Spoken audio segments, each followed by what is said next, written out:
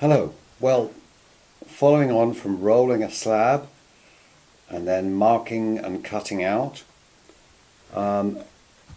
today I'll show you how I join a house.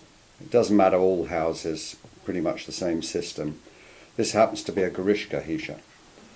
Now, when I've cut them out, I stack them like this, which keeps them a little bit more moist, and they dry more slowly and gives me a few more days to play with before I actually have to join them. But you do need the clay to be quite stiff, not floppy, to join them. Otherwise you leave fingerprints in the clay, and you can't really press them together very well. So these are the component parts. These are the sides. That's the front. And this is the back.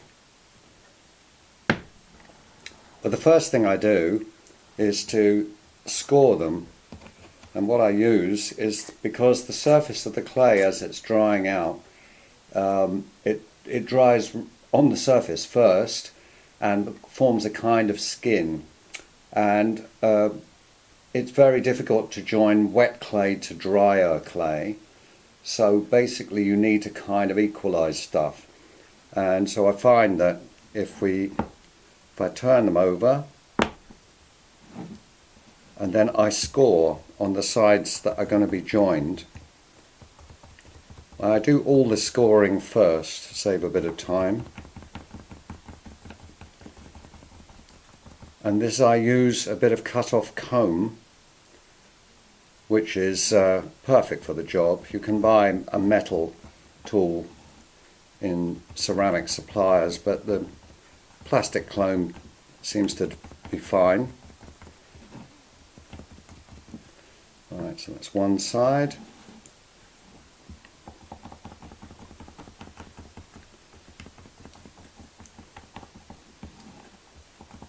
Another side.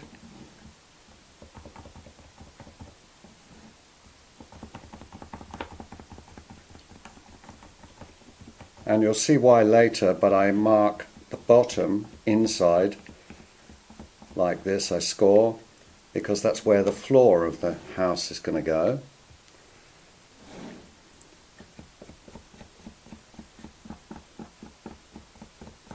And I score the inside of this, the flat side of it, because this is how it's going to join.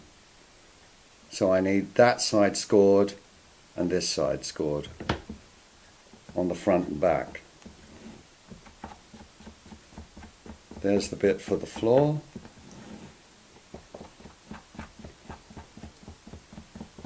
These for the sides. I do it, it's quite light, just to break up the surface a little. Now, that's the front.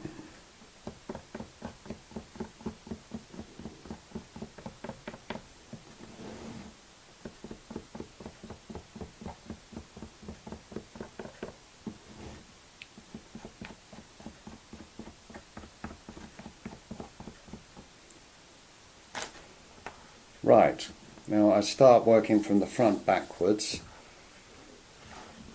What I do is I use this as a kind of, I've been told that vinegar is actually very good, only today in fact.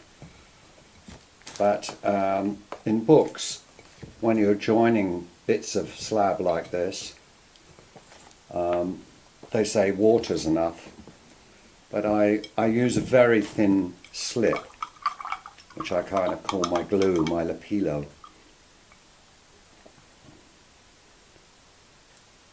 Put plenty of that on that, and then you take a side. This is the top. And you do that, and you line it up and press together, and then try and push it down as firmly as possible, and slide it left and right a little, sort of wiggle it. And actually that's fine. I have tried doing this without anything else, but about 50% of it, at some later firing, it does split apart. It's not strong enough particularly with slabs that are like only 5 millimeters thick. Normally you'll find that most slab building is done with thicker clay, quite chunky. So then I roll the reinforcement basically, and these are what in English pottery they call coils,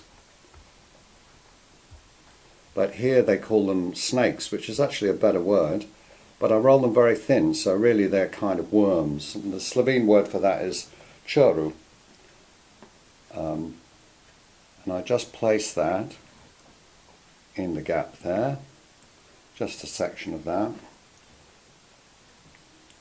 give it a bit more moisture, and then some of it I sit down for. Now I'm mulching it in, pushing it down, using this amazing tool, which is the best of, I don't, if I lose this, I'm, in a mess, because I've never seen ones as small as this. Normal ceramic suppliers, they do them more like this sort of size, which is, okay, I could use it, but it's not so nice for my work.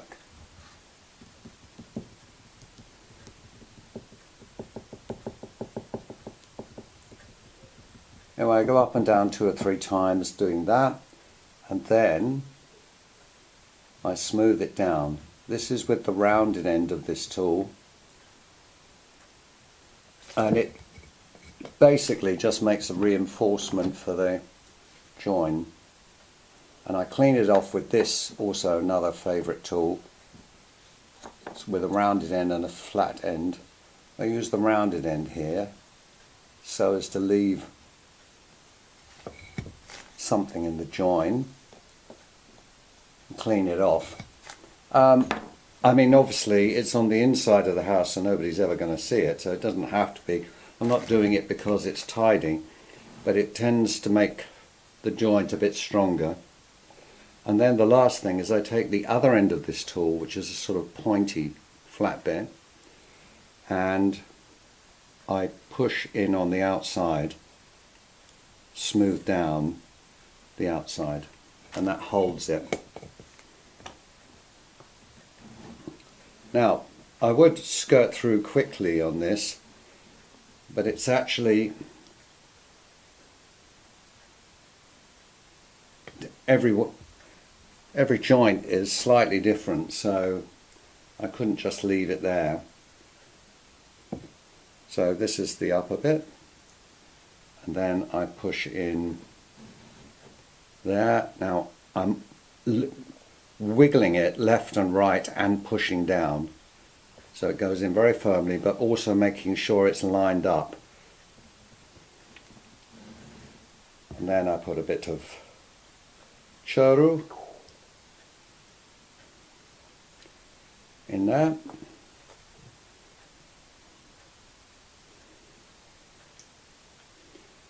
Plenty of lepilo. Now it's always good to have a cloth, because otherwise you just get covered in slime.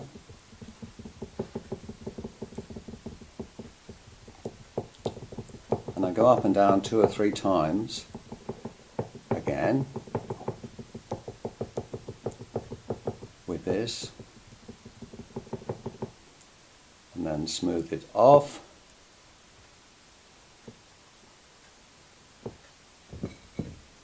Right, clean off the surplus, clean it up a bit, get rid of the rubbish, and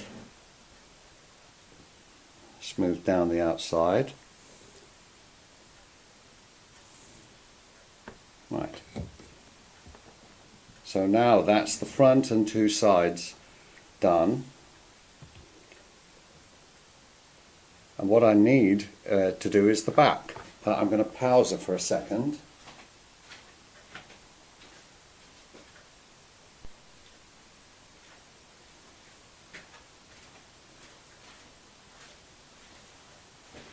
Okay, right, so now I've got to put the back on. Now this is obviously, I won't be able to get at the insides of this so well. I'll show you. So you need a different tool for this, which is lucky, longer actually. Now what I do is the water or the Lepilo will actually allow this to just hold temporarily, putting the charu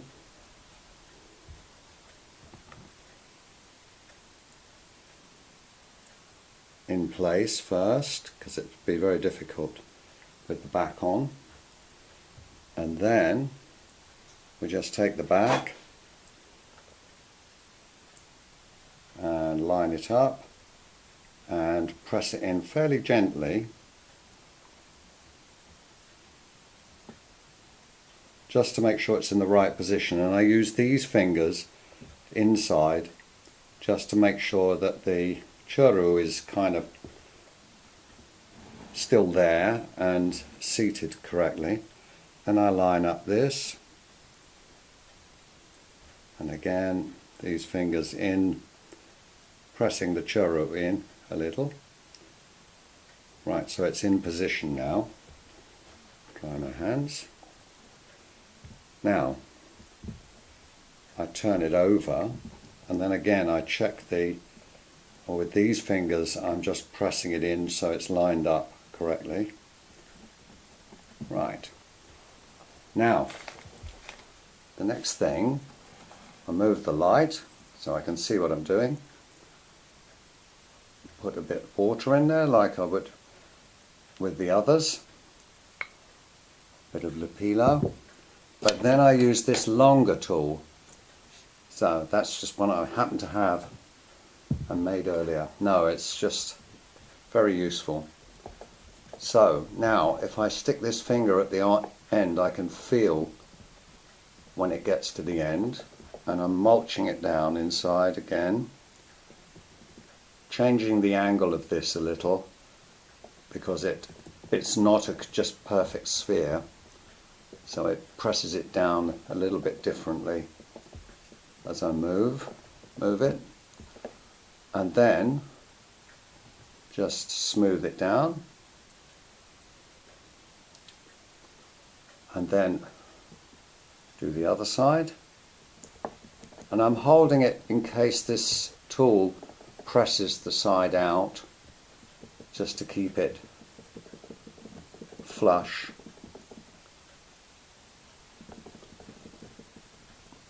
And going up and down 2 or 3 times again, mulching it and then smoothing it down.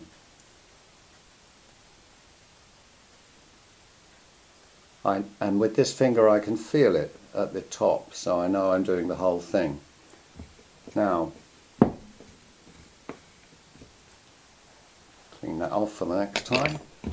Now again, this tool, I go in, I can just about reach it and smooth it off, remove the surplus. Again, nobody can see the inside, but I think it probably makes the reinforcing better. And then, oops, always doing that. I was told in ceramic classes that the biggest enemy, apart from air bubbles in the clay, the worst enemy of potters or ceramicists are long nails, fingernails. It's always good to keep them cut short, because you always catch and end up making marks in the clay. So in there, and smoothing this down. So now we've got the box, and I've got to put the floor in. Now this is slightly tricky, because the clay, however much I try to get all the clay exactly 5 millimeters thick, when it all shrinks by 8%, I think, as it dries out. But however much I try to do that, it's very difficult to cut the floor shape to the right size because it varies a little. You know, the thickness of the clay varies slightly, and so it's better to do it like this. Now again, I have to go and get a bit of spare clay.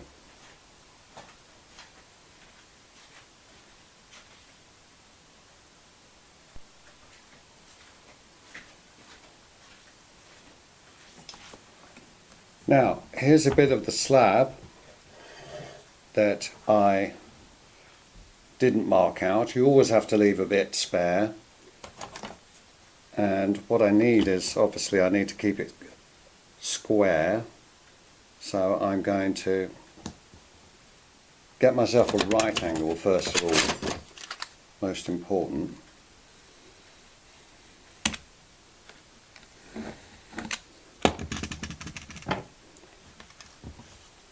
And what I do is I take that, let's see if I can do it, Sushi, and I line it up with the inside edge.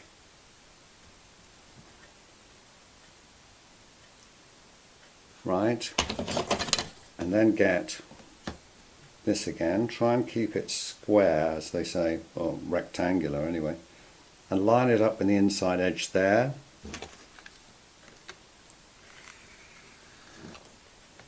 Cut it down.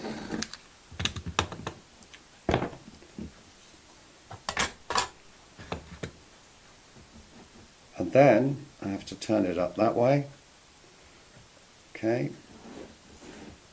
And this is the tricky bit because it's very difficult to keep it actually rectangular.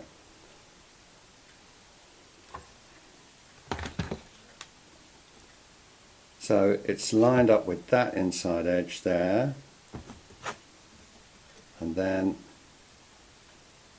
this inside edge.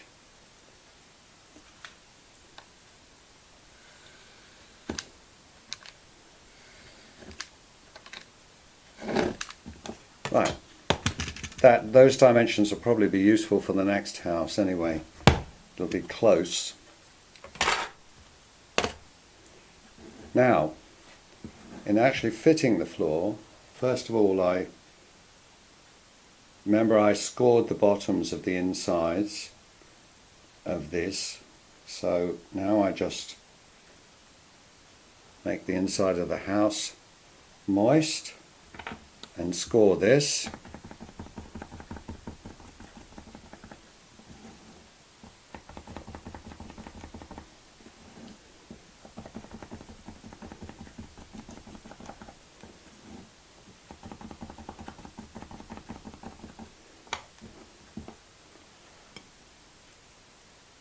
Now it's good to use, remember this offcut of clay here is sort of the same dryness as the rest of the sides and back and front. And that's important because the secret of this, particularly with working with thin slabs, is that the whole piece, the finished piece, has got to end up being the same moisture level. If one part is much wetter than the other, it'll just split apart. So, now what I do is just, I use a ruler sometimes for this. Now I press it in, maybe a centimetre in, because it's got to be around there.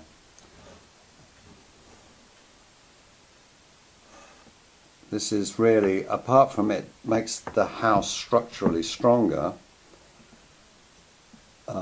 it's a base upon which the tea light sits. So I'll get it roughly the same. Put a bit more water in there. I say water, glue. And then just like with the other bits, I've got to put a churro all the way around.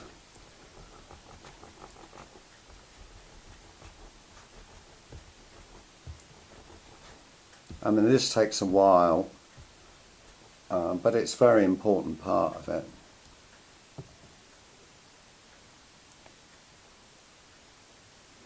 Now, I'm pushing churro into the join there.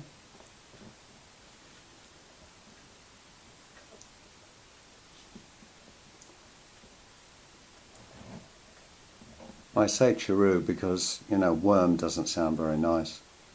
Churro, well, probably doesn't sound very nice in Slovene because it sort of means worm or bug, but still, it's a nicer sounding word to me than worm. Now, again, more slip, lepilo, water, liquid, and now this is the trick, and we're back to my favourite little tool. I mean, I suppose it's just good at the scale I work, but I really would be in trouble if I lost this. So now I'm going to go all the way round, pressing it down first of all, pressing it into the join,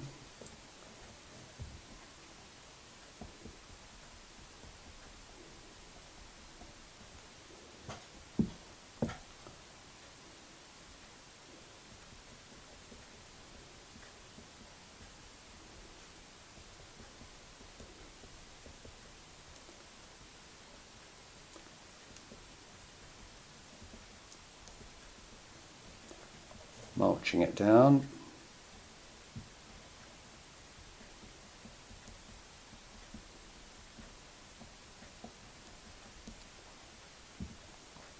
But I've just got into a routine, a habit here. Well, I do that bit first, then I go down, pressing like this.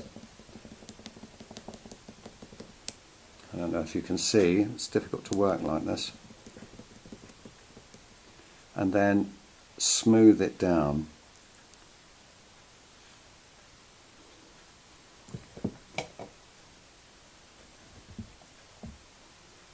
I mean, I dare say it's maybe not worth making such a fuss about the base, but I did notice when I first started studying ceramics that the first thing experienced or serious ceramicists or potters do when they're looking at somebody else's work or checking a piece is they look at the base, how it sits and how well it's constructed. So there's a little bit of me saying, yeah, there's a tradition here for making a nice base. It's probably based on practicality. Now the next thing I use is this tool. I've been using the rounded end so far, but it's better to use the squared off end for this. And I just clean off the surplus because otherwise it's ugly and unnecessary.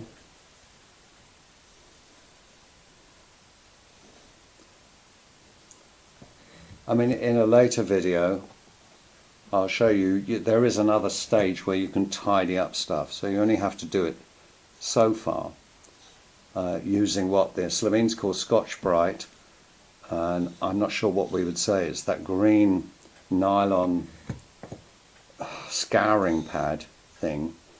But when the clay is dry, at the risk of the silicon dust getting into your lungs, that's the way of finishing it off. But I'll show you in another video, just before you biscuit fire or colour it, underglaze. Right, and this is, now you see that's, I can leave it now, I'm not going to fuss around with it. That's good enough. And then it's actually quite strong. Sometimes I go around the inside with a bit more glue just to be sure. Anyway, that's that done. The next thing is to put the roof on, and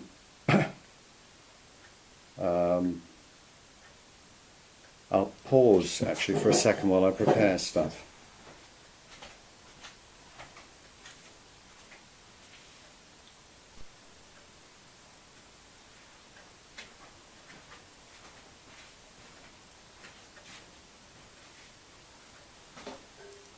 Hello. Well, it was a good thing I did decide to pause then, because when I checked the battery was nearly out on the camera, so I've had to recharge it. So now I've got to put the roof on, just the last little bit. Now the first thing I do is take a big knife for some reason, I'm not quite sure why I use this, and I continue the line so that it sits flat by shaving off that.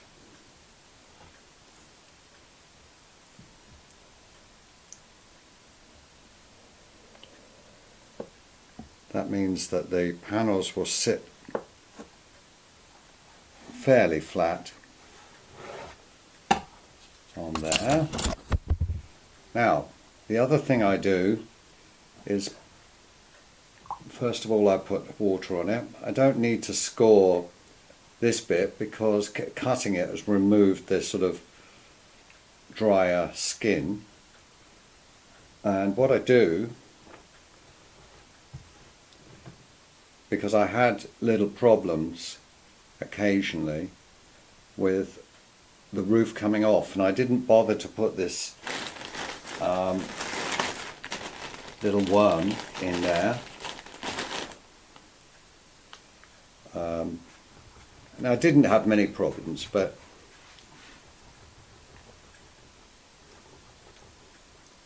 just to be sure, because I did have roofs just coming off after a blaze firing or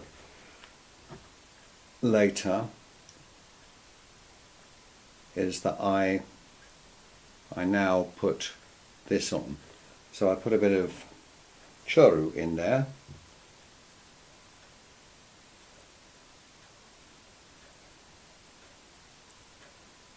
and of course I'm not going to get anywhere now. Actually, before, there is something I've got to do before I do this, which I'd forgotten about. On this house, I've got to do the shutters. Now, I don't have to do this normally on houses, but first thing I've got to do is, as I've got access now, that's the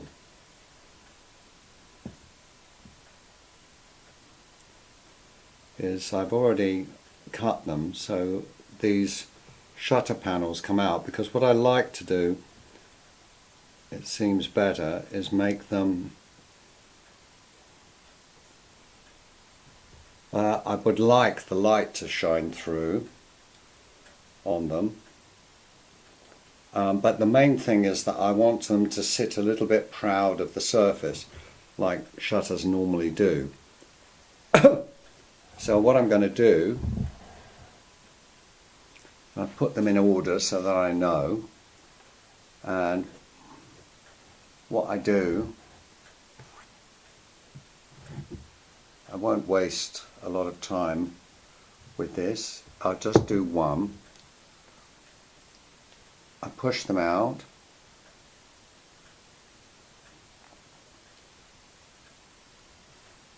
and then put a little bit of clay in the corners just to hold it. This is handy, using a little bit more trim. Only has to be a tiny bit. And then I take the window, put some water around it, and I push it back in, but not all the way, just so that it sits a couple of millimeters proud. And I'll clean out the slats as well, but later. I'm going to pause whilst I do.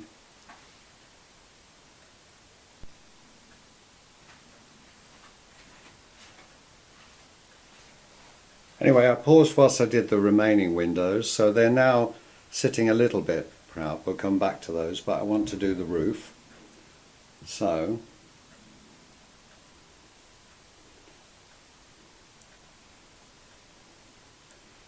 basically, yeah, back to the best tool, and I mulch this down.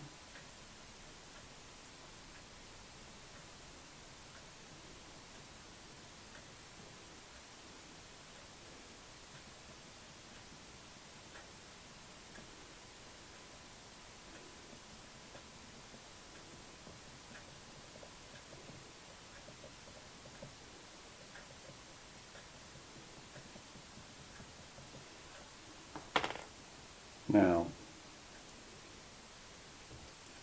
ever more slip or glue. Now, the thing to do is to take these two roof panels,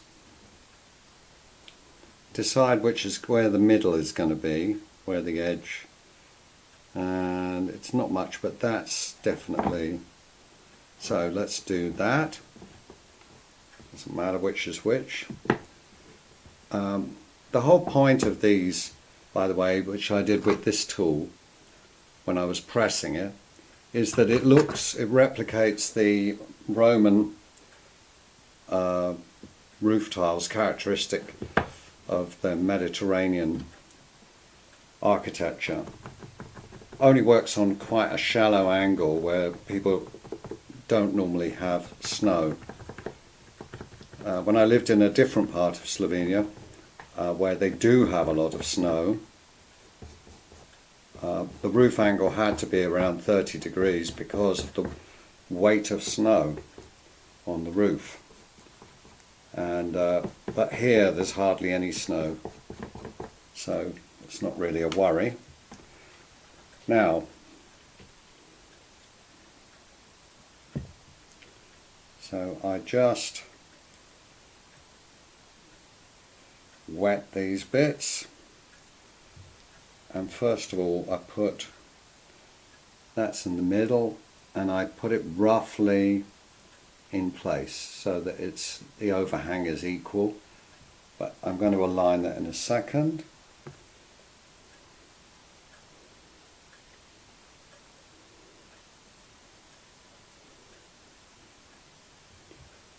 So there's that and that. Now, I put that roughly in position, and then from the side I then kind of make sure the ridge is in the middle. So I move it slightly and press them together a little and press down, and then at the same at this end I have to kind of get it so the roof is roughly in the middle. I quite like it, you know, sitting at a jaunty angle. These are old houses and they're often, the roofs are not very symmetrical. So then to do the ridge, I take another bit of leftover worm,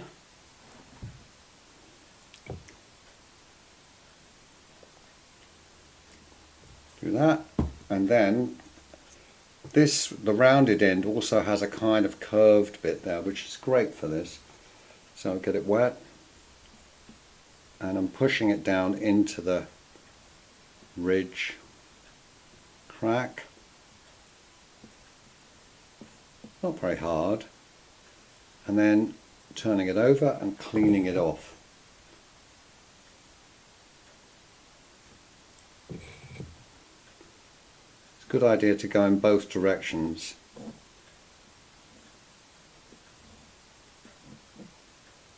And just mulch it in at the end. And then that's good enough for now. But the thing that I need to do is clean off, you know, where I put the churro underneath. Now it's a bit messy, so then I use this to kind of clean there and there. Just scrape the surplus off. It's not doing anything, it's just looking ugly.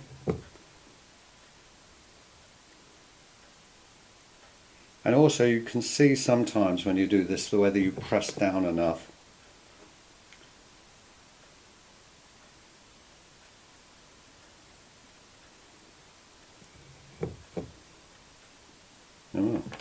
The inside of that is quite curved, but it doesn't matter that much. Now I think it'd be quite good to just press that down a little bit more. That's that. Now the last thing is the chimney. Now I always put it back left side. It doesn't really matter, you can put it anywhere, in the middle, on the right. I clean and moisten a space there. Then it's a very short chimney, so you don't need a lot of clay. So I use an offcut and cut two similar pieces. Get the best side, doesn't really matter. Like that. Press them together to make it thicker, and then you use a ruler or something flat to press them hard together. Get rid of any air. Use the flat edge of this to smooth it down, and then back to the big knife. I don't know why I find it easier to use this. Now you need a peak that's roughly the same angle as the roof. It's about 20 degrees. And then when you're going to put it on, you need about the right angle for the roof so that it sits vertical, sits straight, and then moisten that. I've never had one of these chimneys fall off, actually. It's strange. So I'm obviously quite adept at it. So I line it up to make sure it looks as if it's actually inside the house, or at least level with the walls. Put that there. You don't want it too long because it would look silly. Right. And just clean off a little bit around the edge.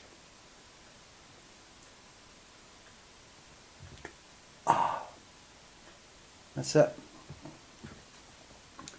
And that's enough for now. There are bits to add and other things to do, but that's for another video. Okay.